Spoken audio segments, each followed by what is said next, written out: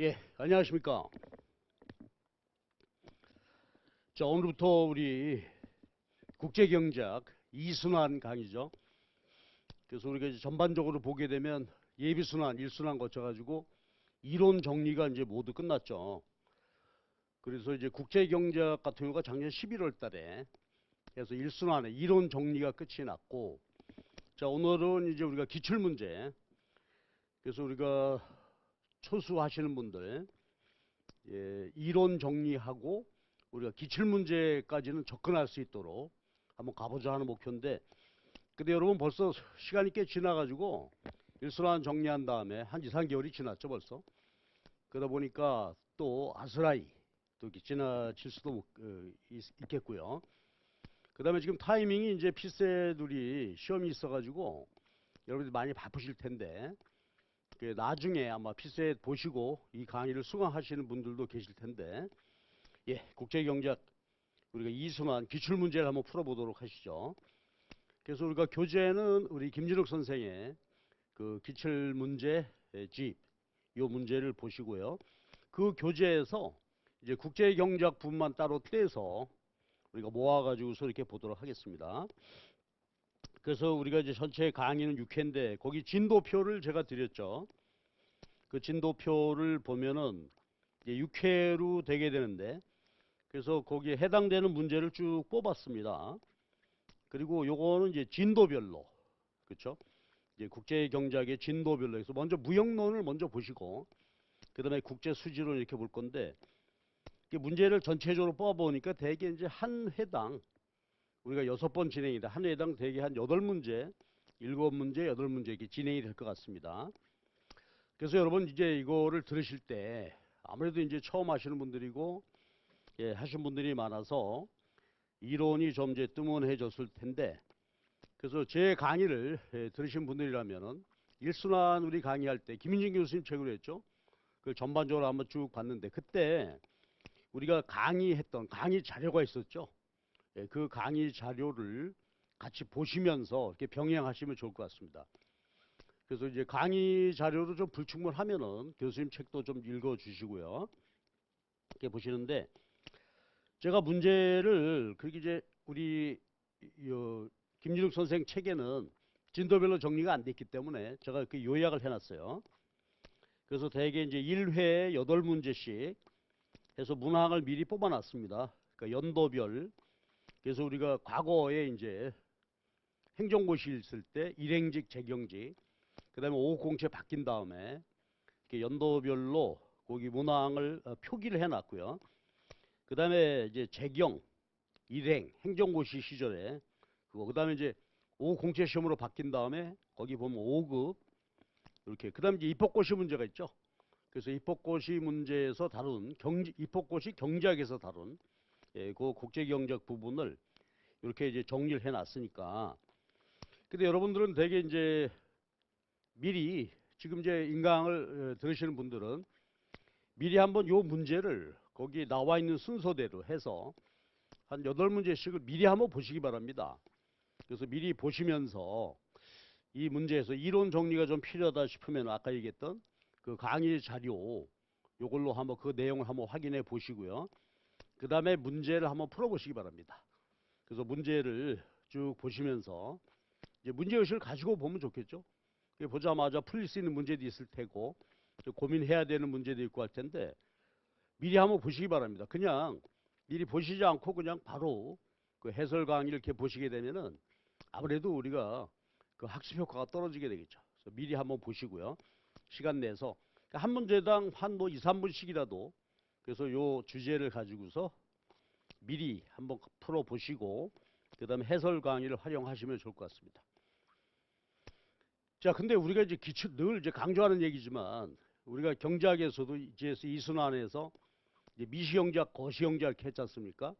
예, 그거를 보면은 예, 전반적으로 우리가 다뤄지는 문제가 어디고 어디까지가 지금 문제에서 다뤄지고 있구나. 그러니까 일종의 우리 로드맵이 되겠죠.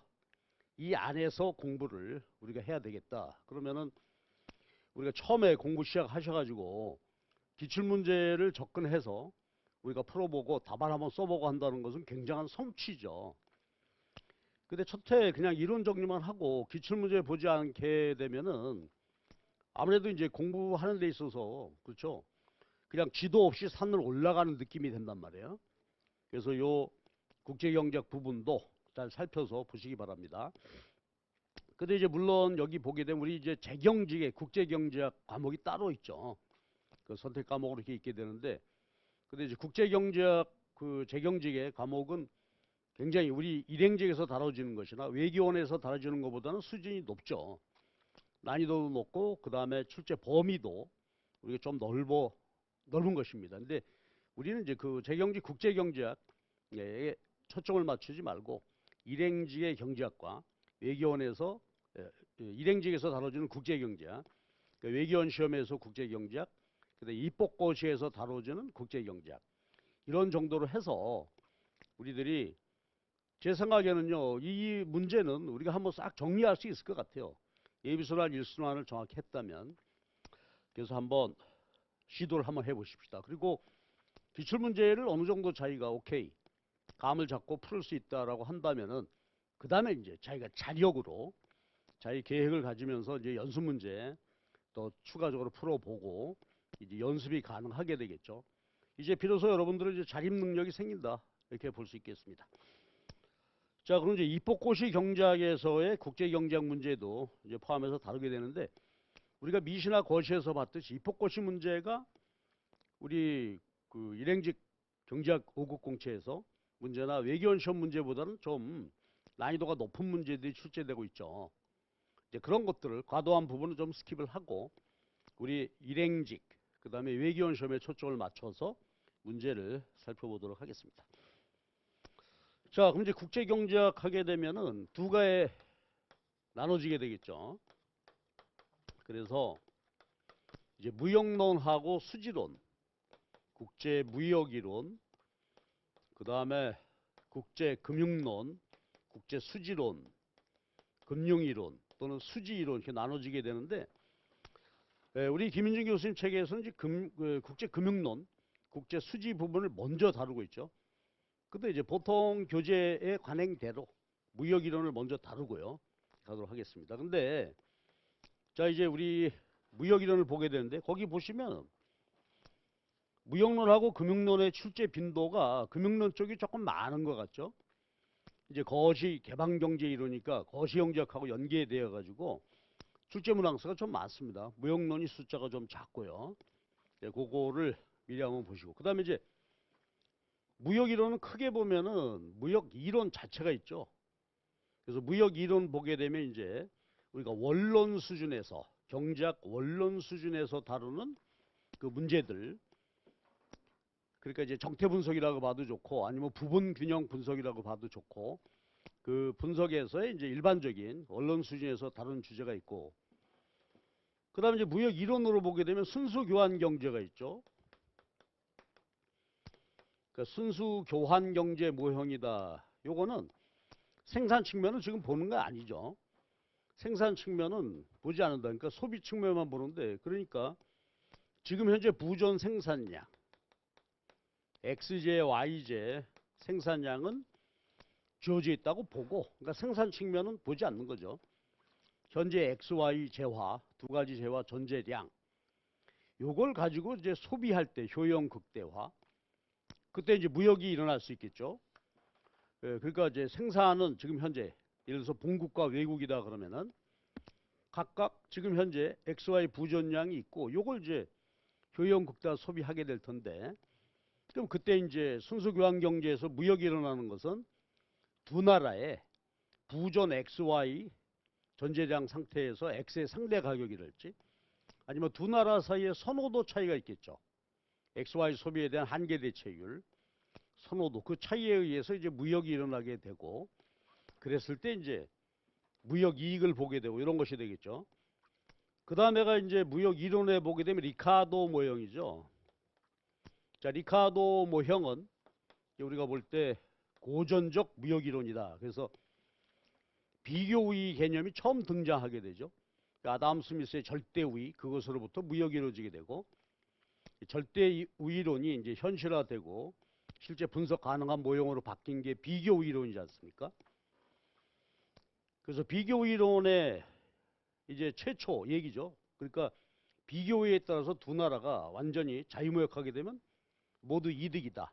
그러니까 자유무역하는 것이 이득이다 하는 것이 이제 새로운 개념이 등장하게 되었다 이랬었는데, 근데 이 리카르도 모형 고전적 무역 이론은 아주 단순화됐죠. 그러니까 생산 측면을 고려를 하는데, 생산 측면을 고려하긴 하는데, 이때 리카르도 모형의 가정은 이제 노동만 가지고 분석하는 거죠. 노동만. 그러니까 현실의 생산은 노동하고 자본하고 대체가 이루어지기도 하는데, 노동만 가지고 그 대체 없죠. 그 노동만 가변 요소 이거 하나만 가지고 이제 분석을 하게 되고, 또 하나의 이제 가정이 XY 생산할 때 노동 투입하는데, 그때 노동의 한계 생산성이 일정한 것으로 가정하는 것이죠.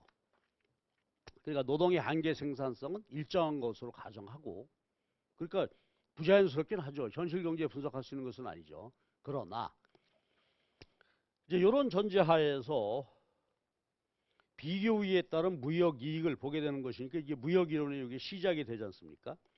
이렇게 되는 것이죠. 그러면 주어진 노동으로 XY를 생산하는데 그 각각의 XY 생산에 따른 노동 한계 생산성은 일정하다. 이렇게 되죠. 그러면 이 이론의 특징은 이걸 가정하기 때문에 이론적으로 보면 생산 가능성 곡선이 우하향하는 직선이 됐었죠.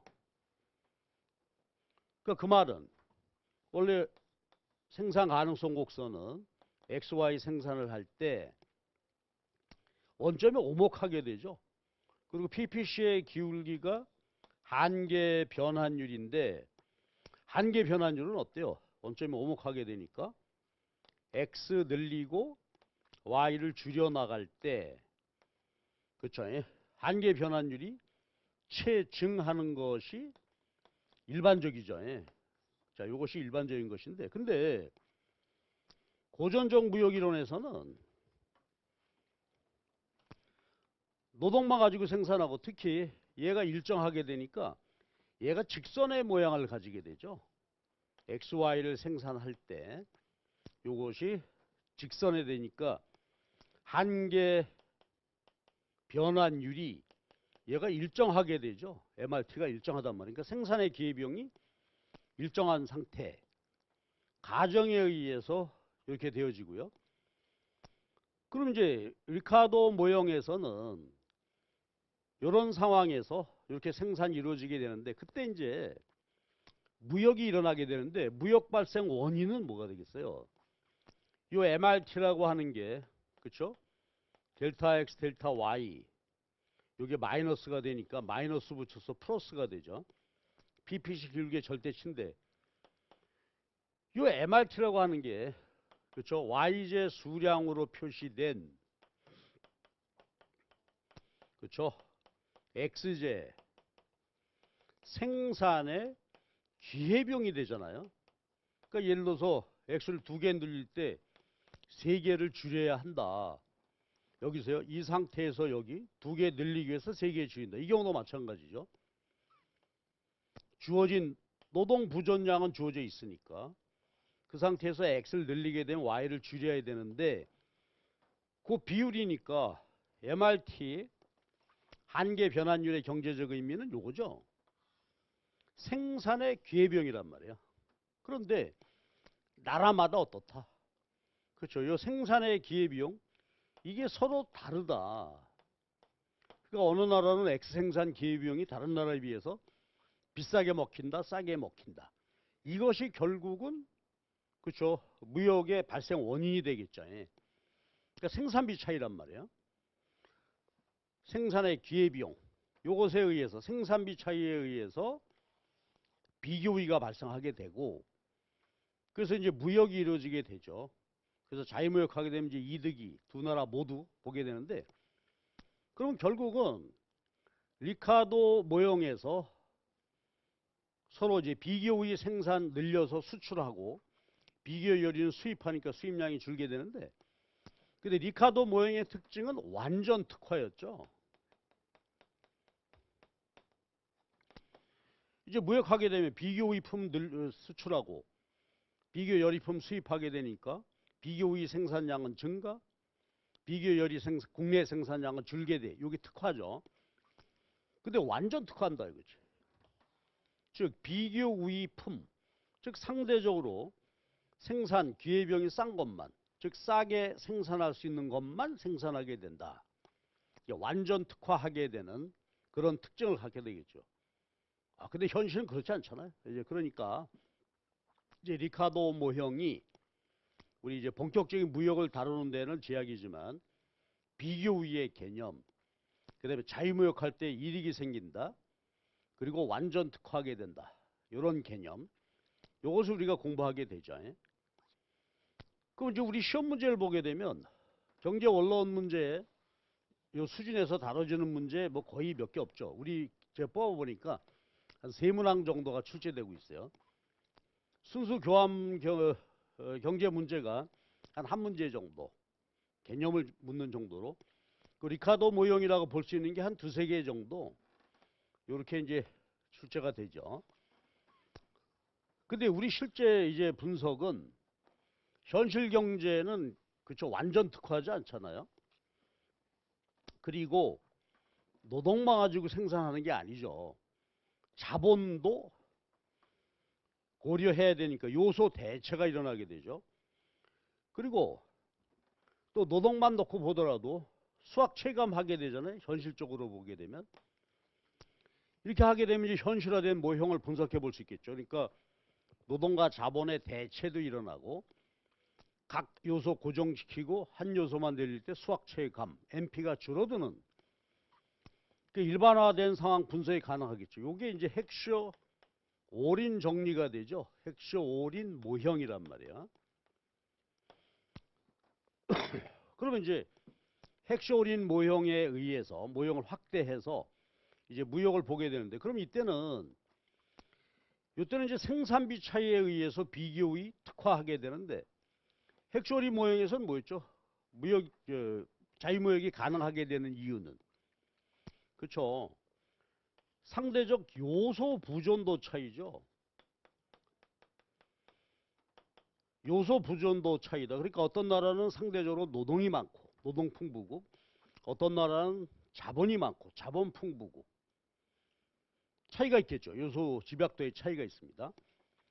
그렇게 되면 노동이 많은 나라는 노동 집약제에 비교 우위를 갖게 되고, 자본이 많은 나라는 자본 집약제, 그렇죠, 비교 우위를 갖게 돼서 서로 수출입하게 되죠. 그래서 비교 우위품을 수출하고 비교 열이 수입하게 되는 것인데, 이때 무역 발생하는 것은 요소 부존도 차이다. 그러니까 아까하고 굉장히 다르죠. 리카도 모형에서 노동만 보는데 이제는 요소 부존도 요것의 차이죠. 그러니까 본국하고 외국을 우리가 스타 보통 이렇게 표기하죠. 이것에 의해서 그렇죠. 그럼 이게 자본 노동 비율 1인당 자본인데 그 나라의 자본 부존량, 노동 부존량을 서로 나눈 것이죠. 근데 만약에 본국이 외국보다 자본 노동 비율이 크다 하게 되면 요거는 자본 풍부국. 그럼 이때는 자본 집약제를 수출하게 되겠죠. 반대로 이렇게 되면은 그죠, 본국이 자본 노동 비율 작으니까 자본이 상대적으로 빈약하죠. 노동 풍부국. 그럼 이제 노동 집약제 비교율을 갖게 됐고. 그래서 요소 부존도 차이에 의해서 이제 무역이 일어나게 되죠. 그리고 이때 이렇게 되게 되면은 그렇죠, 생산 가능성 곡선 이제 일반화된 형태를 가지게 되겠죠. 요소 대체가 일어나게 되고 각 요소 각각 수학체감 현상이 나타나게 되니까 오목하게 되죠. 그래서 이때는 이제 부분 특화하게 된단 말이에요. 그러니까 이게 굉장히 중요한 거죠. 이 모형 자체 우리가 잘 아는 거지만 이제 들어갈 때 확인해 보면은 리카도 모형에서는 노동만 가지고 한계 생산성 일정하다. 여기는 두 요소 대체 가능하다. 그렇게 돼서 생산하게 되면 PPC 곡선이 원점에 오목. 그러니까 아까 얘기했던 대로 MRT 증이죠. 그렇게 되면 부분 특화하게 된다. 그래가지고 이제 국내 생산 소비 변화에 의해서 무역이익이 발생하게 되겠죠. 그 다음에 이제 이론적으로 보게 되면 특정 요소 모형으로 가게 되죠. 예. 특정 요소 모형은 이제 요소 대체, 그렇죠? 생산 과정에서 요소 이동이 일어나겠죠. 예. 그래서 요소 이동이 서로 일어나게 될 때, 그때 이제 소득 분배, 요소별 분배 차이 이런 것까지 포함해서 보게 되는 것이죠.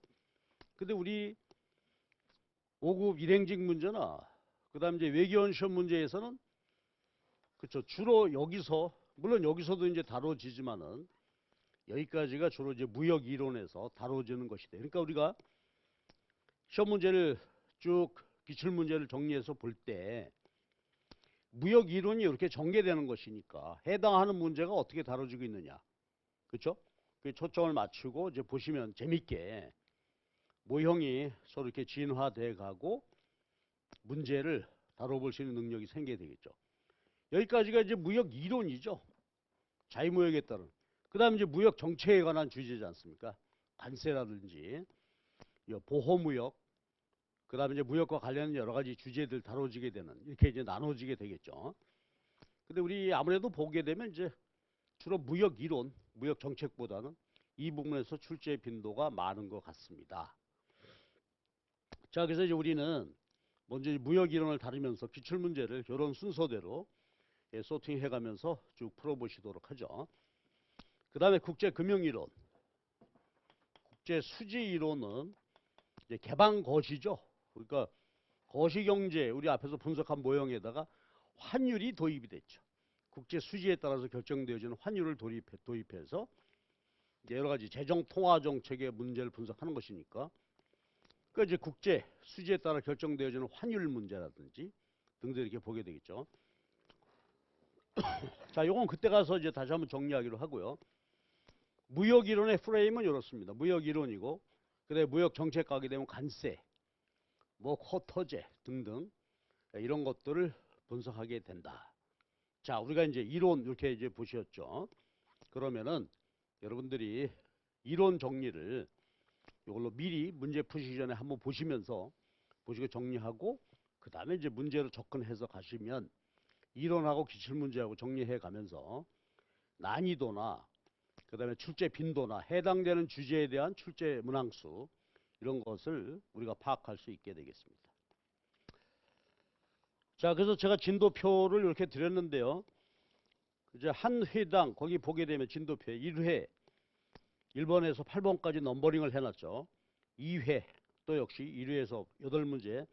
그래서 일단 8문제씩 쭉 정리해놨는데 물론 이제 수업 진행을 하면서 넘버링을 1, 2, 3, 4 이렇게 했습니다만 여기 좀 순서를 다소 바꾼다든지 하는 것은 있겠습니다. 자, 그리고 이게 이제 모의고사가 있죠. 모의고사가 우리가 6번 진행이 되는데 6번 수업을 하면서 모의고사가 3번 진행이 되게 되는데 그것도 우리가 뭐 크게 그렇죠. 한 회당 2문제씩 다루게 되니까 무역이론에서 첫날 우리가 이제 오프라인으로 보게 되면 내일 무역이론 모의고사를 보게 되고요. 그 다음에 나머지 2번 이렇게 했는데 대개 보면 무역이론에서 한 회, 국제수지론에서 뭐 2회 이렇게 해서 진행하도록 하겠습니다. 근데 이 모의고사는 크게 과도하게 여러분 부담되지 않는 그런 수준의 문제를 한번 다뤄보도록 그렇게 하시겠습니다. 자, 그러면 이제 무역이론 얘기를 시작을 해보십시다. 그래서 오늘은 첫날은 경제 원론 수준에서의 이제 무역을 다루는 문제, 그 순수 교환 경제, 리카도 모형, 그 다음에 핵쇼린 모형. 그러니까 아주 대표적으로 그렇죠. 특징적인 문제 모형별로 하나씩 모형별로 이렇게 출제가 되는데 그 문제를 모형별로 한번 살펴보도록 하십시다. 그러니까 우리가 이론 공부한 내용하고 교과서 순서대로 우리가 쭉 공부를 했는데 그것을 모형의 전개 과정이나 그 다음에 그 모형의 구체적인 내용 이런 것을 문제에다가 한번 적용시켜 본다 하는 기분으로 한번 보십시다. 자, 그럼 이제 경제 원론 수준에서 다루는 그런 문제를 먼저 보시겠는데요. 13년도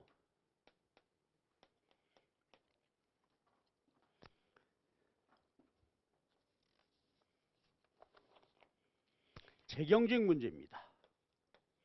13년도 재경직 2번 문제인데요.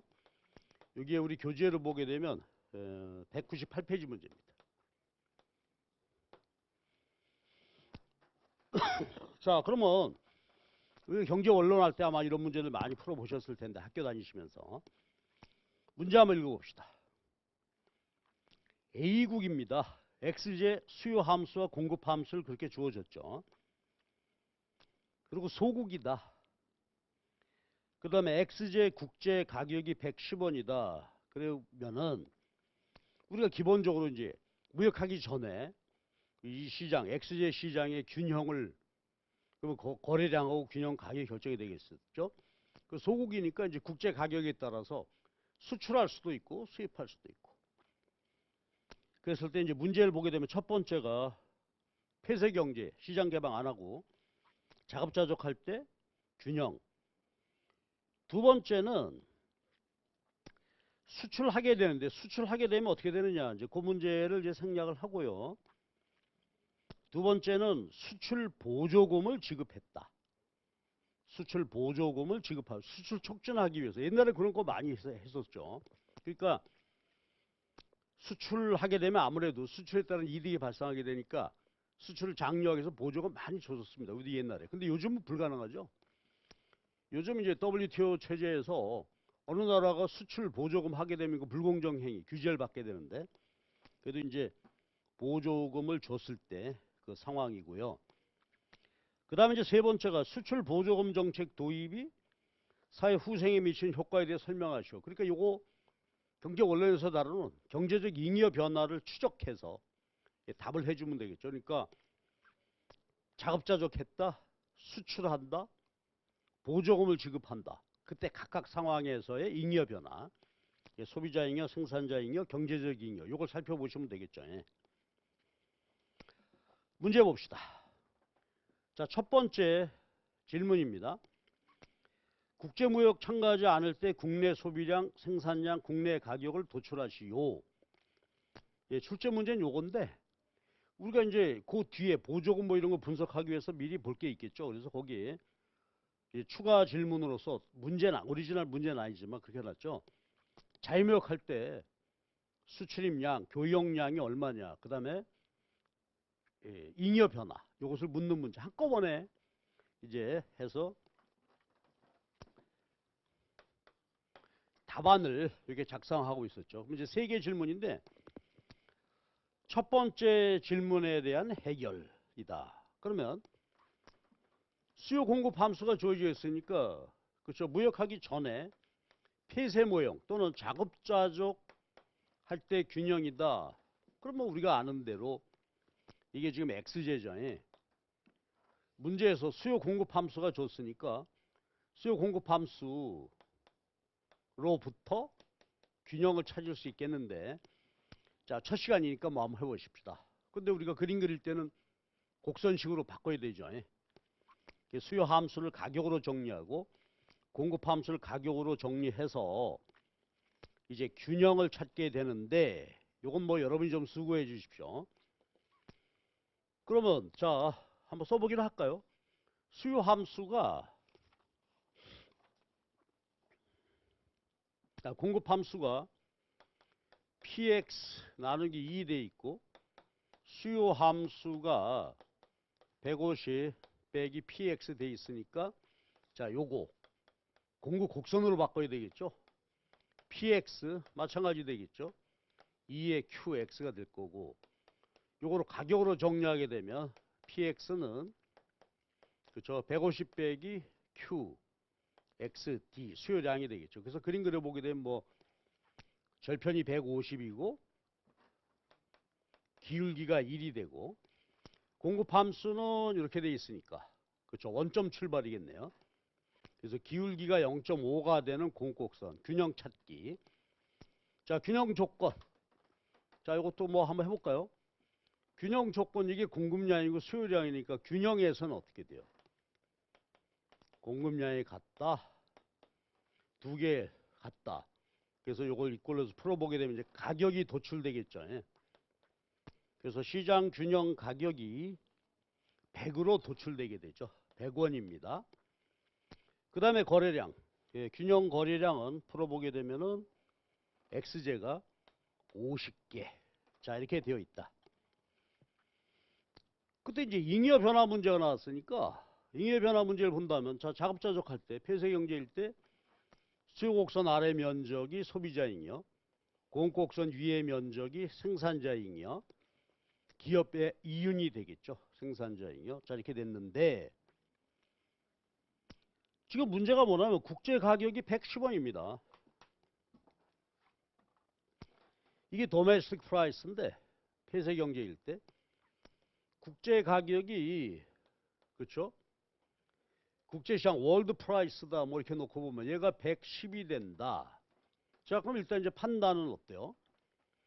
국내 X제 가격이 국제시장 가격보다 싸다는 얘기는 비교 우위로 표현해 비교 우위를 갖는 거죠. 다른 나라에 비해서 다른 나라 국제시장에 다른 나라에 비해서 싸게 할 수 있다. 비교 우위를 갖는다. 수출하겠죠. 그러면 이제 보십시오. 수출하게 되면은 가격이 국제시장 가격. 그러면 수출하기 시작하게 되면 가격이 올라서 수요량은 줄고 공급량은 증가하게 되겠죠. 예. 그럼 요때 요 국제시장 가격을 수요 함수 여기 또는 수요 곡선식에 대입하면 요때 국내 수요량이 도출되겠죠. 도메스틱 국내 수요량이고 그 다음에 여기 가격 110을 공급 함수 또는 공급 곡선식에 대입하게 되면은 국내 공급량이 되겠죠. 이게 도메스틱 디맨드고요. 요건 도메스틱 서플라이가 되겠죠. 그렇게 되면 국내 소비량은 작고 국내 생산량 많아지게 되니까 요게 초과 공급 이것이 익스포트 X 말로 씁시다. 수출되게 되겠죠. 자, 그러면 이제 보세요. 그림이 이제 이렇게 되어 있는데 그러면 처음이니까 한번 잘 해볼까요? 잉여 변화 볼까요? 소비자 잉여의 변화를 답안에다가 이렇게 이쁘게 써야 되는데 자, 요령이 그렇죠. 그렇게 면적에다가 지금 여기 김지혁 선생님이 해놨듯이 면적으로 해놨잖아요. ABC 면적이다. 그러면 여기서 여기가 A 면적, B 면적, C 면적 이렇게 놓고 답안 쓰실 때 잉여 변화하면 되겠죠. 소비자 잉여는 어떻게 됐을까요? 가격이 오르고 소비량이 줄었으니까 A, B 면적만큼이 줄었죠. 이것도 하나의 요령이 되는 거죠. 마이너스 A, 마이너스 B 소비자 잉여가 이 두 개 합친 면적만큼 줄었고 그리고 이제 좌표점에 일일이 대입해야 되겠죠. 가격 110일 때 수요량 그래서 이 면적을 구할 수 있겠죠. 그 다음에 생산자들은 어때요? 그렇죠. 우리끼리 자급자족 생산할 때에 비해서 가격이 올라서 생산량이 증가하게 되니까 생산자 잉여가 이 면적만큼 증가했죠. 플러스 ABC죠. 이런 식으로 그러니까 뭐 잉여 변화의 크기를 여러분이 이제 표기하는 것은 여러 가지 방법이 있겠지만 뭐 이런 식으로 해도 간명하게 잘 보여줄 수 있겠죠. 그래서 역시 면적을 구했어요. 그러면 사회적 잉여, 경제적 잉여라고도 하고 소셜 웰페어, 이코노믹 서플러스. 그러면 경제적 잉여는 어떻게 될까? 소비자 잉여는 요만큼 줄고 생산자 잉여는 이만큼 증가했으니 그림으로 보면은 요만큼이 증가하겠죠.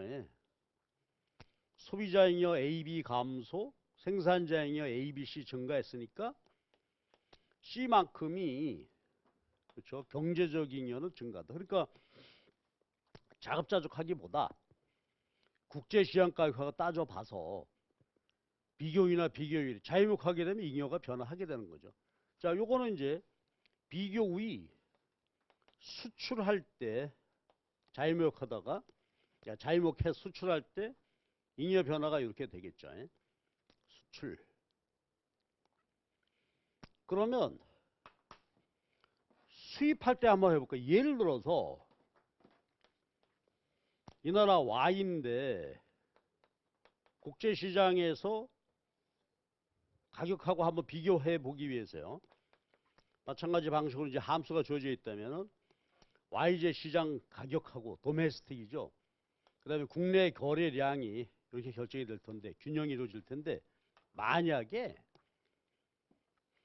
YJ의 경우에는 그렇죠. 국제시장의 가격이 월드 프라이스가 도메스틱 시장 균형 가격보다 싸다. 이런 경우라면은 비교 열이 수입하게 되겠죠. 예?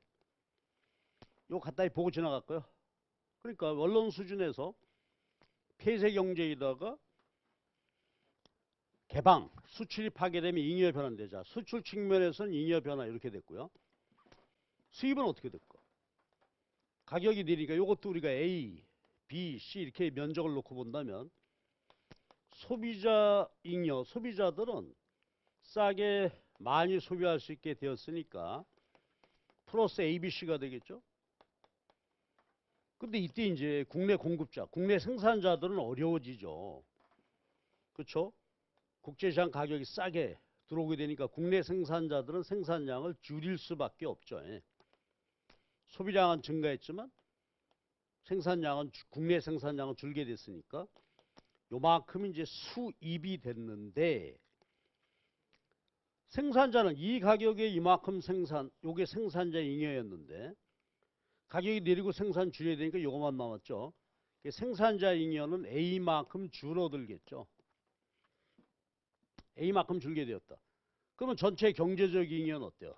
사회적 후생, 사회 후생, 경제적 잉여는 소비자 잉여 증가, 생산자 잉여 감소했으니까 요 면적, 그렇죠? B에 C 더한 면적만큼이 증가하게 된단 말이에요.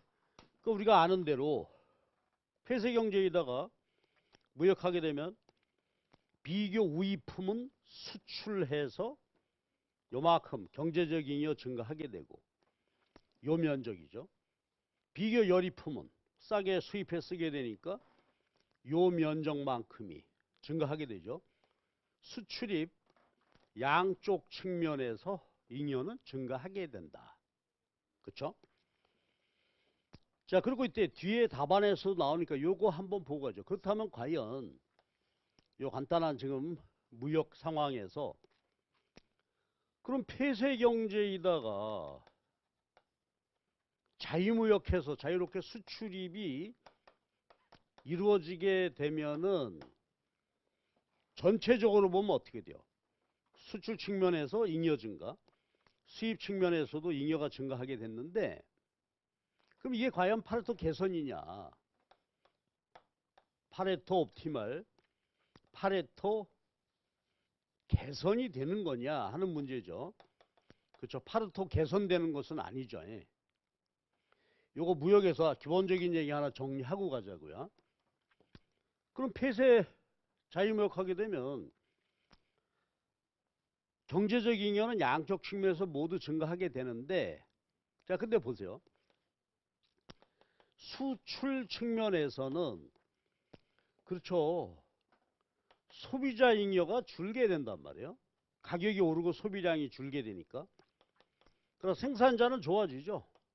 비싸게 많이 팔게 되어 생산자 잉여는 증가하게 되죠. 전체 경제적 잉여는 증가하지만 누가 눈물 짓는다. 그렇죠. 소비자들은 잉여가 줄었단 말이에요. 수출하고 나니까 이게 비싸게 소비해야 되네. 수입 측면에서는 반대가 되겠죠. 소비자들은 즐거워. 그렇죠. 싸게 많이 소비해. 그러나 국내 생산자들은 생산량을 줄이고 낮은 가격을 받을 수밖에 없으니까 생산자 잉여는 줄게 되죠. 예. 그러나 이것도 경제적 잉여는 증가했단 말이에요. 그러면 양쪽 모두 경제적 잉여는 증가했지만 파레토 개선은 아니다. 왜? 그렇죠. 파레토 개선은 누구도 효용이 줄어드는 사람이 있으면 안 되죠. 예. 누구도 효용 줄면 안 되고 다 같이 증가하거나 한 사람이라도 증가해야 되는데 이거죠. 수출 측면에서는 소비자, 수입 측면에서는 생산자가 잉여가 감소하게 되니까 이거는 파레토, 그죠? 개선은 아니다. 전체적으로 잉여는 증가했지만 뭐 이런 얘기들을 우리가 언론에서 열심히 이제 공부했었죠. 그래서 이거 다시 한번 확인해 보시고, 자, 그럼 이제 첫 번째 질문에서요. 폐쇄 경제이다가 균형을 찾아라. 문제에서 묻지 않았지만, 자, 만약에 자유무역 수출하게 되면은 이런 변화가 생기게 된다. 됐죠? 자, 그런데 두 번째 질문에서 수출을 촉진하기 위해서 수입을 규제하고 수출한 단위에 대해서 정액 30원을 보조금으로 지급했다 이거지. 자, 그럼 가보십시다.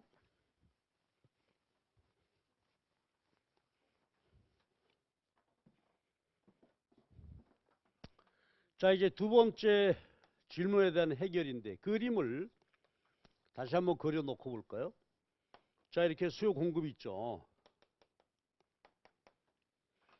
그래서 국제 가격이, 즉 국내 가격은 도메스틱 프라이스가 최초 국내 균형 가격이 100인데 국제 가격이 월드 프라이스가 110이 되어서 자, 요만큼이 수요량, 요게 공급량 해서 요만큼을 수출을 했는데 이걸 더 많이 수출해보고 싶다 이거지. 그래서요, 수출품에 대해서 업자에게 단위당 30원씩 보조금을 주겠다. 그럼 어떻게 될까요? 110원에 수출했을 때 30원씩 보조금을 주게 되니까 보조금 수령 후 가격은 140원이 되겠죠. 수출 하나 할 때마다. 그래서 140원으로 가격이 오르게 된단 말이에요. 자, 그러면 국내 생산자들은 기분 좋죠. 외국에다 110원에 팔았어요. 요만큼 생산했어요. 보조금 주니까 한 개 팔 때마다 140원 받을 수 있으니까 공급량이 증가하겠죠. 국내 공급량이 증가한다. 수출은 변함이 없어요. 근데 이제 국내 생산량만 이렇게 이제 증가하게 되겠지. 근데 지금 문제는 뭐냐면은 수입은 규제한다. 이게 이제 이 문제 푸는데 키워드죠. 수입은 규제한다. 만약에요.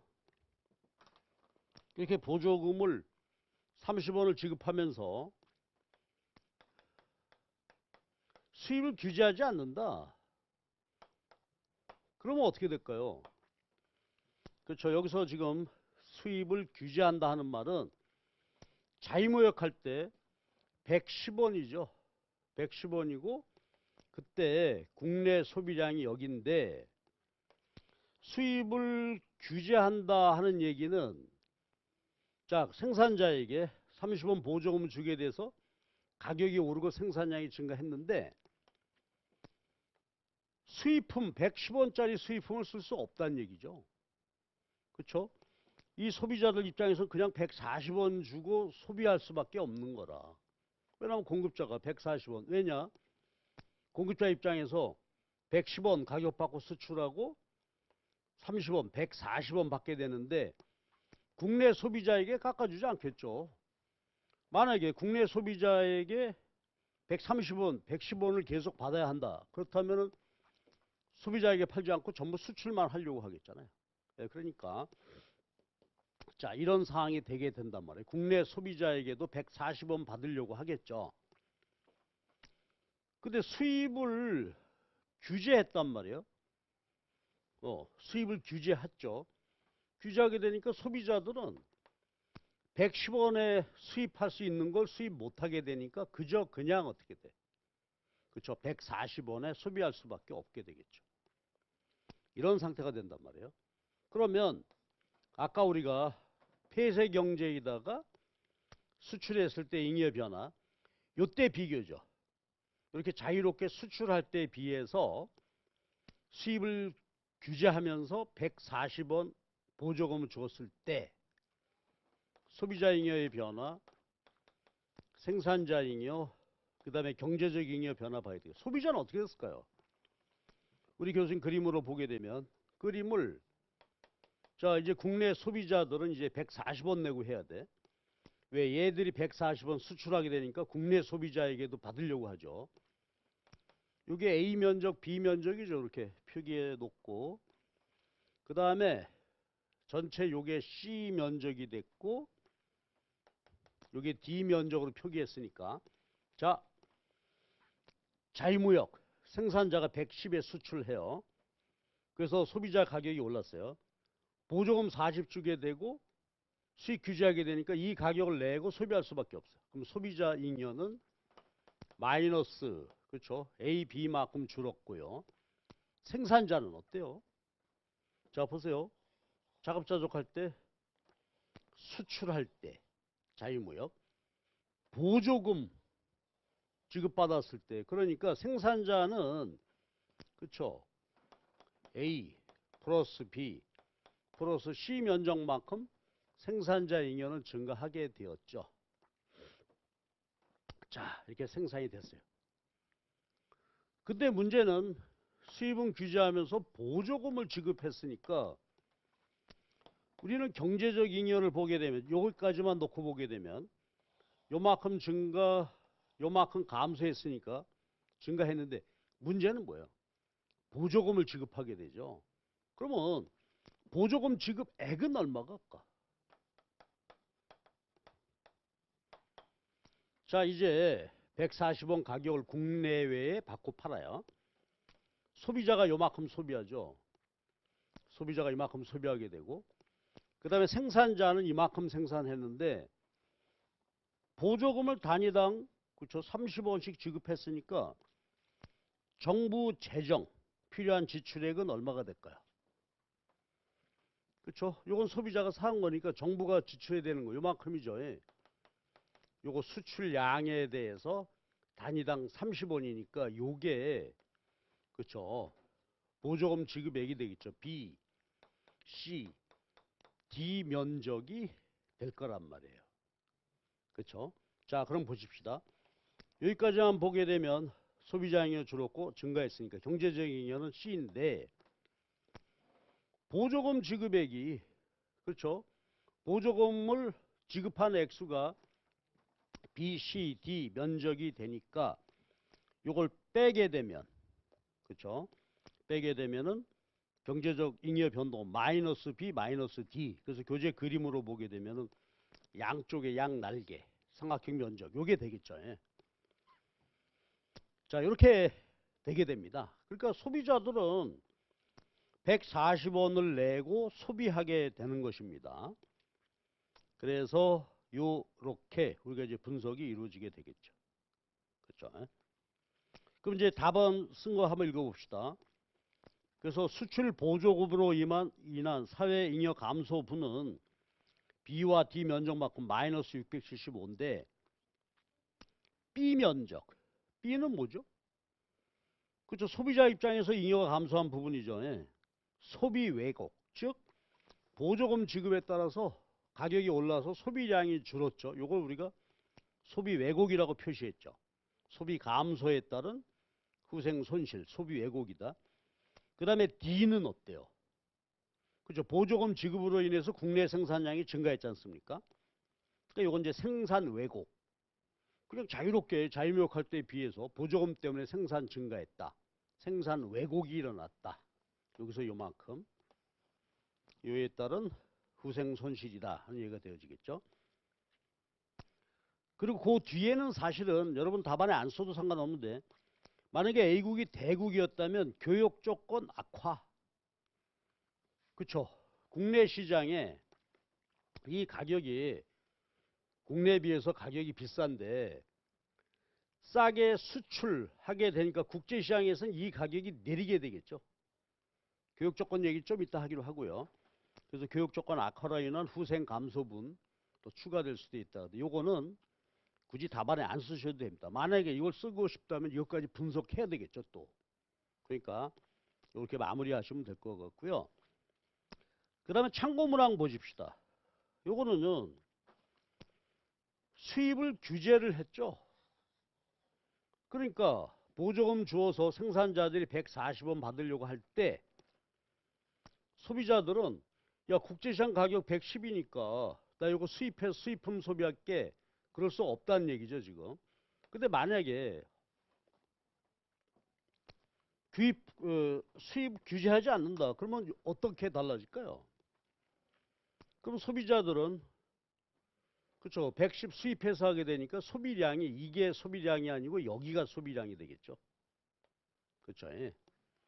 그럼 이제 나머지 부분만 보면 되겠죠. 그러니까 만약에 규제하지 않는다면 자유무역할 때와 소비자는 똑같죠. 소비자 잉여 크기 요거 똑같은데 요것만 변화하게 되겠죠. 그럼 요만큼만 생산자 잉여가 증가하게 됐고 그때 요만큼이 보조금 지급 총액이니까 요것만 후생 손실이 되겠죠. 아까는 요것도 후생 손실인데 수입 규제하지 않고 그래 너들은 국내 소비자 당신네들은 예, 수입품 수입해다가 소비하세요. 그렇게 했다면은 이렇게 상황이 달라지게 되는 것이죠.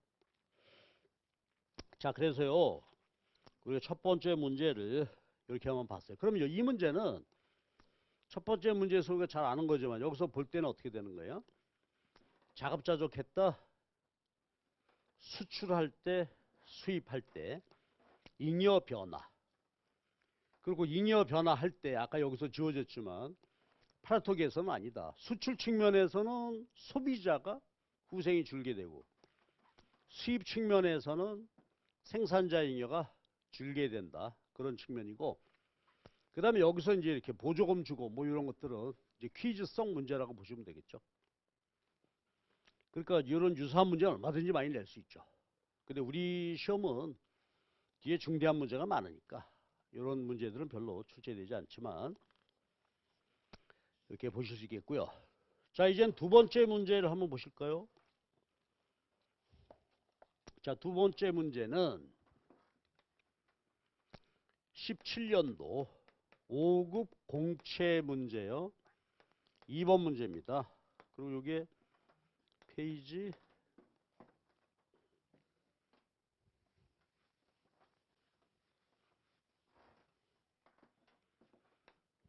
243페이지 두 번째 문제입니다. 자, 봅시다.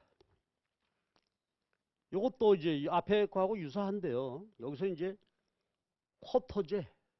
아까는 보조금에서 수출을 늘리려고 하는 것이고 이번엔 쿼터니까 수입 측면에 이제 어떤 제약을 과하는 그런 상황이 되겠습니다. 소국이다.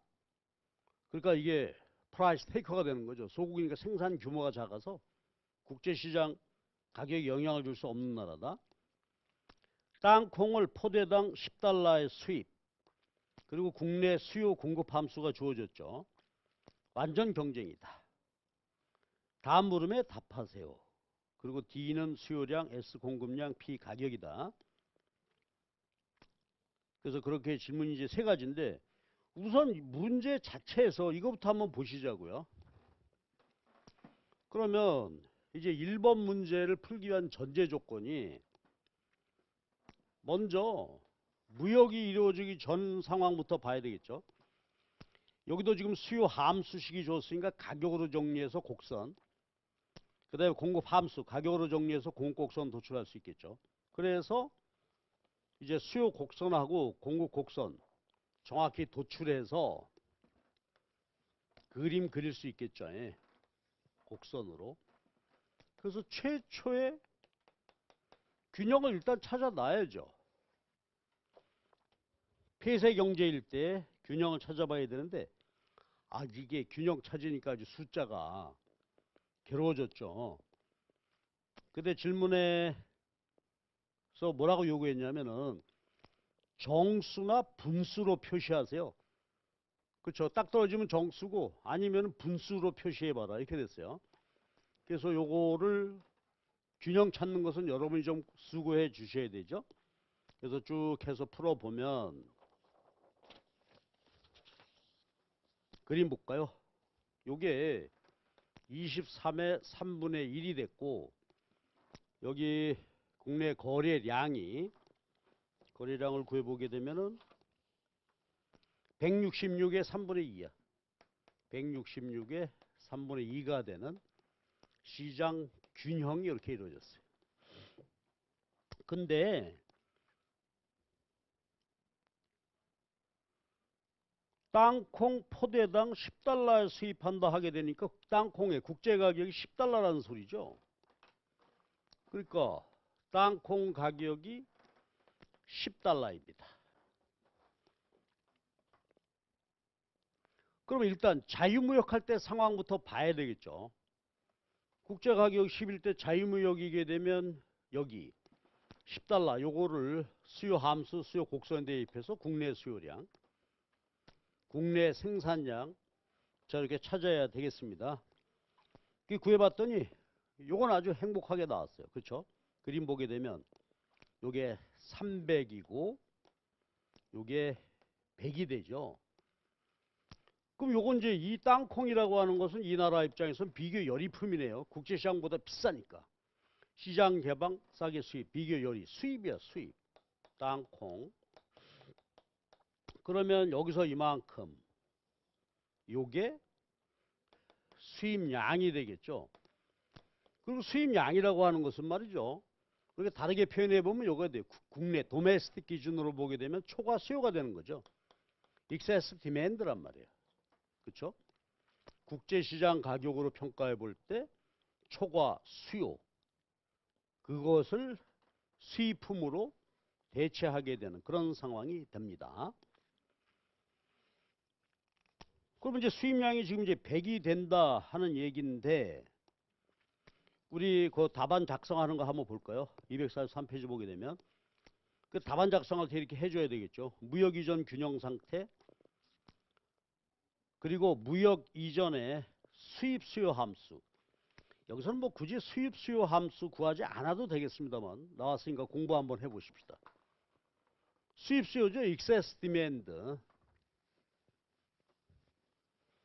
그럼 이거를 우리 교수님 책처럼 땅콩의 excess demand 초과 수요 구해보게 되면은 만약에 시장 가격이 제로이면 균형 초과 수요 제로가 되겠죠. 근데 이제 만약에 가격이 10원이면 10달러 이게 10달러게 되면 국내 초과 수요량이 200개가 되겠죠. 그래서 이렇게 되는 것이죠. 그러니까 국제 가격이 국내 시장 가격보다 싸다고 하게 되면 점점 싸면은 이 크기가 커지겠죠. 그래서 균형 가격일 때 초과 수요 제로. 요거보다 국제시장 가격이 내리게 되면은 그렇죠. 초과 수요량이 점점 증가하게 되고 이게 결국은 그렇죠. 수익 곡선이 되겠죠. 여기까지 그림을 그려 놓으셨어요. 그러면 초과 수요 함수 excess demand 요거는 어떻게 구하면 될까요? 그렇죠. 수요량에서 공급량을 빼는 것이죠. 그래서 앞으로 이제 분석하다가 초과 수요 함수 또 수출이라면 초과 공급 함수 도출할 수가 있을 텐데 이게 구하면 되죠. 수요량 공급량 그러면 이제 여기 수요 함수가 주어져 있잖아요. 공급 함수가 주어져 있으니까 그대로 대입해서 빼면 되죠. 그래서 거기 이건 여러분이 꼭 대입해서 한번 풀어보세요. 해보게 되면 350 빼기 15P가 된다 이거지. 이게 초과 수요선이 이렇게 도출이 되겠습니다. 그러니까 이게 초과 수요량이죠. 그러면 요거를 뒤집어야 가격으로 정리해야 어떻게 돼? 초과 수요 곡선식이 되겠죠. 요거는 초과 수요량이 되는 것이고 요걸 그림 그리려면은 요걸 15로 정리해야 되죠. 그러면 절편이 얼마가 나오고 그렇죠? 그림이 그려지게 되겠다. 그런 얘기가 되겠습니다. 그런데 수익 규모가 50으로 제한되었다. 자, 이 문제입니다. 그럼 우리가 알다시피 수입을 지금 200개씩 하고 있는데 안 돼. 50개만 해 이랬단 얘기죠. 이제 쿼터제가 시행이 돼가지고서 수입량을 50으로 제한하겠다. 200씩 수입되는데 야 이거 땅콩 시장 전부 괴멸되겠구만. 50으로 줄이자. 그러면 가격이 오르겠죠. 예. 왜냐하면 자유무역할 때 이 가격에서 요만큼이 초과 수요인데 50으로 줄이게 되니까 초과 수요 상태가 지속이 돼서 가격이 오르지 않겠어요? 오르게 되고 요때 놓고 보게 되면 요게 50이라는 얘기죠. 쿼터 50. 그러니까 초과 수요 곡선으로 보면 이렇게 된다 이거예요. 그랬을 때 질문은 수익 쿼터에 대한 독점적 수익 권한을 경매하고자 한다. 그 독점적 수익 권한에 대한 수입 기업의 최대 지불 용의 금액을 구하세요. 이렇게 해놨단 말이야. 그러면 이제 여기서 우리가 경제 원론적인 아주 기본적인 얘기를 한번 정리를 하고 가볼게요. 자, 자유무역 하다가 보호무역이다. 근데 보호한다는 얘기는 한마디로 뭐예요? 수입을 줄이겠다는 얘기죠.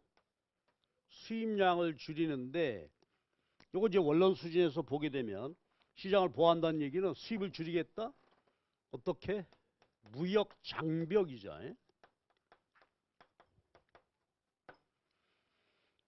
못 들어오게 벽을 쌓겠다.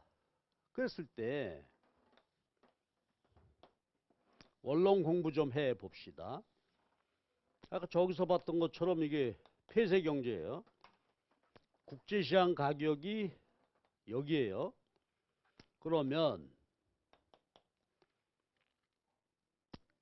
국내 수요량이 증가, 국내 생산량 감소해서 요만큼이 이제 수입이 되는데 얘를 줄이겠다는 거잖아요.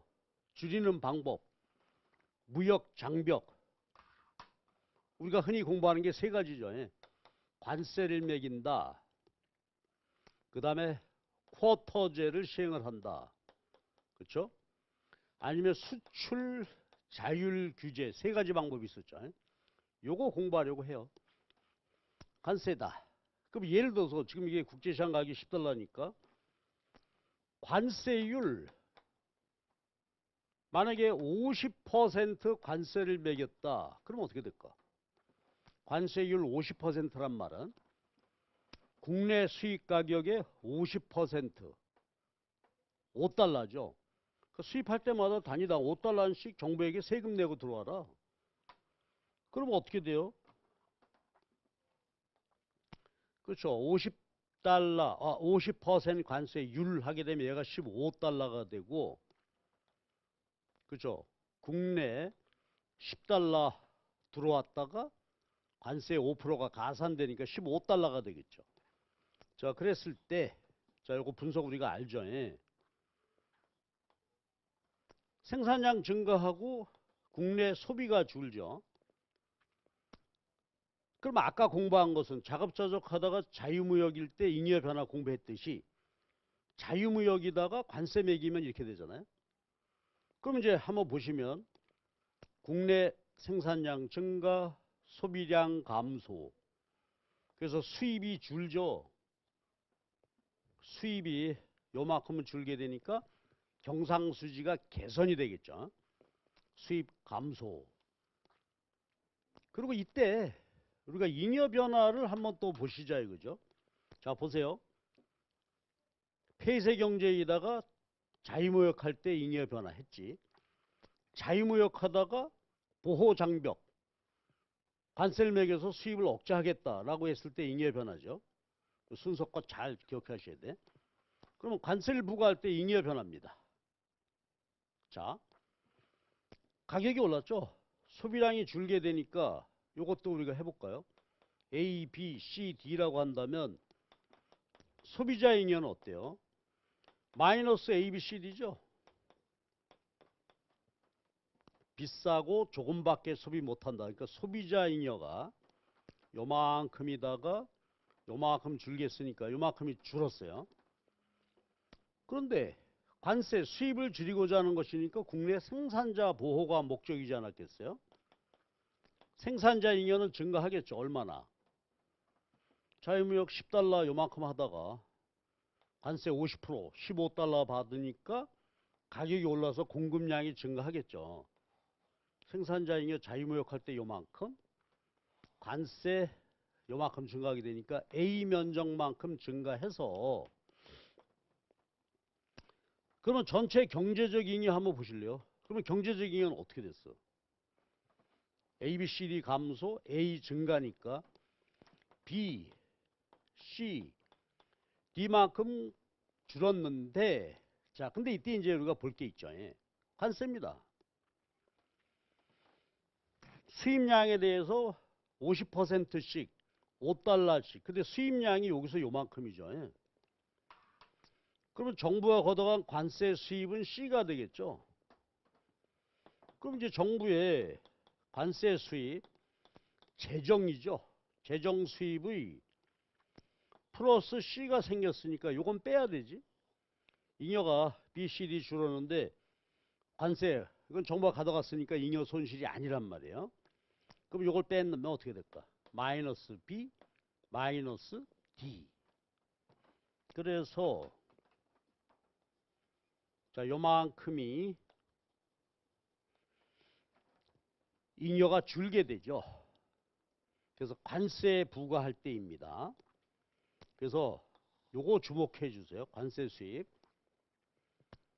근데 우리가 뭐 아는 거지만 쿼터는 뭐죠? 네. 수입량 100이던 것을 예를 들어서 수입량을 50으로 줄이겠다. 그렇죠? 요만큼을 관세를 매기는 게 아니라 아예 수입업자 불러 모아갖고 야, 니네 작년에 50%죠. 그러니까 예를 들어서 수입업자가 여러 명이 있다라고 할 때 작년 당신네들 수입량의 반만 수입하세요. 그러니까 줄어들겠잖아요. 그러면 시장이 10달러일 때 초과 수요인데 국내 수입되는 양이 요만큼으로 줄어들게 되니까 초과 수요가 돼서 가격이 오르겠죠. 예. 쿼터제 시행하게 되면 가격이 올라요. 그럼 이때 오른 가격은 바로 뭐가 될까요? 요거하고 동일한 액수로 쿼터를 시행했다면은 관세 부과 후 가격하고 똑같아지겠죠. 가격이 올라서 요걸 PT라고 할 거예요. 테리프. 관세 부과 시 가격. 해서 가격이 관세 부과 때 가격으로 오르게 될 거란 말이에요. 그럼 요건 마찬가지죠. 소비자, 생산자, 경제적인가 줄었는데 근데 이번에는 말이에요. 쿼터 관세를 매길 땐 요만큼이 정부의 재정 수입이 되는데 쿼터 하게 되면 어떻게 돼? 요게 정부 수입은 제로가 되죠. 그리고 요 C가 누구 몫이 되나요? 그렇죠? 수입업자 몫이 되겠죠. 관세 수입을 수입업자들이 갖게 되는 셈이에요. 왜 그런가 하면 수입업자가 수입량 줄여서 가격이 올랐잖아요. 더 비싸게 발급하니까 수입업자 입장에서 요게 가격이 올라서 수입량 곱하기 요만큼 요게 수입업자 몫이 되는데 근데 이걸 그냥 놔둘 수는 없잖아요. 그러니까 요만큼을 어떻게 했다고요? 경매를 판다 이거지. 그러니까 쿼터를 배정받는 권리를 주는 거죠. 그래서 거기 보게 되면 독점적인 수입 권한을 경매한다. 그러니까 수입업자한테 야 너만 수입해. 그 대신 요만큼만 해. 그 대신 요 관세 수입을 허용해 줄 수는 없잖아요. 경매를 붙인다. 그럼 수입업자는 어떻게 될까? 요 액수에 해당하는 만큼 그죠? 수입 독점 권한을 사려고 하겠죠. 그럼 이때 지불용의 가격은 바로 관세 수입하고 똑같아질 거다. 그런 얘기죠. 예. 그러니까 일일이 이제 좌표점에다가 해보게 되면 요게 이제 요 상황에서 자 좌표점 수요 공급 함수 대입해서 보시면 이게 150하고 200이 됐네요. 200 관세라면 요만큼 관세 수입 요게 쿼터하게 되면 수입업자의 재미 보는 부분인데 요만큼을 정부가 회수하는 것이죠. 그리고 요 면적으로 보게 되면 그렇죠? 이제 쿼터 50 가격이 오르게 되죠. 요만큼이 관세라면은 정부의 관세 수입. 여기서는 수입업자 소득이 되니까 경매 네가 요만큼 수입권 사가라 이렇게 되어졌다 이거죠. 자, 그 다음에가 수출 자율 규제가 있어요. 요거는 무역 장벽 보호 자국 산업을 땅콩이다. 땅콩 산업 보호하기 위해서 하는 것인데 요거는 상대방 수출국 예를 들어서 수출국이 농산물 많이 우리가 수입하는 데가 중국이니까 중국에가 요청하는 거죠. 니네가 자율적 볼런터리 그렇죠? 자율적으로 좀 줄여다오. 야, 니네로부터 작년에 땅콩 100단위를 수입했는데 야, 이거 우리 땅콩 산업 붕괴되게 됐어. 좀 협조해 주라. 50만큼으로 수출을 줄여다오. 그런 얘기예요. 그러면 관세나 쿼터제나 수출 자유 규제 할 때 그 요청하는 수량이 동일하다고 보면은 동일하다고 놓고 그래야 분석이 되겠죠. 하다고 보잔 말이에요. 그러면 어떻게 될까? 자유무역이죠. 중국이 우리에게 땅콩을 100씩 수출할 때 우리는 이만큼 100 수입했어. 얘들이 수출 물량을 50으로 줄여버려요. 50으로 줄이면 어떻게 되나요? 국내 시장 요 가격에서 100만큼이 초과 수요인데 이제 50밖에 안 들어왔잖아요. 아니다. 쿼터에 50밖에 안 되니까 10달러에서 국내 땅콩 시장은 초과 수요 상태가 되죠. 가격이 오르겠지. 그래서 가격은 마찬가지로 그렇죠? 관세 부과 때 가격으로 오르게 됩니다. 동일한 결과가 되는데 근데 이제 보세요. 관세를 매길 때는 정부의 재정 수입이 되고 쿼터일 때는 이게 수입업자의 몫이 되니까 수입업자 몫을 그대로 둘 수가 없으니까 정부가 요거를 수익 권리를 경매로 해서 팔았죠. 근데 이 경우는 어떻게 될까? 수출 자유규제 이때는. 자율규제하는 바람에 수출국이 가격이 올랐어요. 그럼 얘들은 땅콩 수출할 때 10달러 받고 수출해요? 15달러를 받고 수출하게 됩니까? 그렇죠. 한국 땅콩 값이 오르게 되니까 오른 값을 받고 팔겠죠. 15달러에 수출하게 된단 말이에요. 소비량 감소, 가격은 올랐으니까 다른 효과 아까 봤던 요건 다 똑같은데 다만 이제 요만큼이 누구 몫으로 가게 되나요? 그렇죠. 수출국, 수출업자 몫으로 가게 된다.